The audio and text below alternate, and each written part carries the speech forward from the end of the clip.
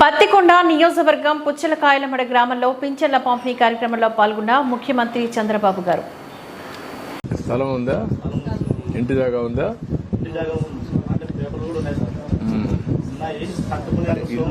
ఇల్లు ఇస్తే కట్టుకుంటారు.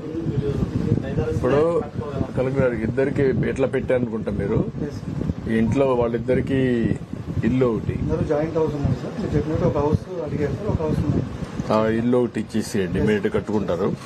రెండో అతనికి ఆటో ఒకటి ఎలక్ట్రికల్ ఆటో ఇప్పించండి, రేపే డెలివరీ చేసేయండి.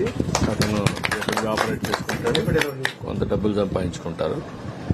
మీరు కూడా ఆలోచించండి, మా ఇంట్లో అందరూ కూర్చొని ఏం చేయాలని ఆలోచిస్తే నేను చెప్తాను కలెక్టర్ కూడా. నువ్వు కూడా ఇంట్లో కూర్చొని పనిచేయడానికి అవకాశం ఉంటే నువ్వు కొంత స్కిల్ నేర్చుకుంటే అలాంటివి చేస్తే ఇంకొంచెం ఆదాయం ఎక్కువ సంపాదించుకో. నువ్వు చదువుకోలేదమ్మా? నువ్వు 5వ తరగతి చదువుకున్నావా? మీద పరిస్థితి సార్, నాకు చదివించుకునే సోమత లేక ఆయనకు 15 లక్షలు పెట్టుకుంటాను సార్. నన్ను 20 హాస్పిటల్ అసలు తిరిగి వచ్చి నేను నా తిప్పలు పడను సార్. నేను ఇస్తున్నాను చాలా మీద పరిస్థితి నాకు.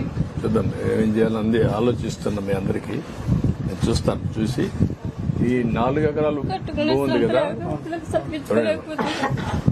లింగాలు కూడా తీసుకోండి. ఎట్లా చేయాలి నేను చెప్తాను, ప్లాన్ చేద్దాం. ఓకే అమ్మా, నేను చూసుకుంటాను. ఈ 2 చేస్తాం, ఇల్లు కట్టిస్తాం ఇమీడియట్ గా. అదే మరి ఆటో ఇప్పిద్దాం, చేద్దాం. రండి, అతను సెటిల్ అవుతాడు లైఫ్ లో. వీళ్ళని ఏం చేయాలో చూద్దాం.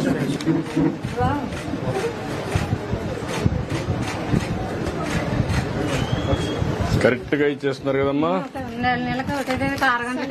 ఏమైనా పైసలు కట్ చేయడం గానీ వాళ్ళు ఏమైనా కొంత తీసుకోవడం కానీ ఏమైనా ఉన్నాయా? ఏమి లేవు కదా, ఎవరు తీసుకోరు కదా. అడిగినా ఇవ్వద్దండి.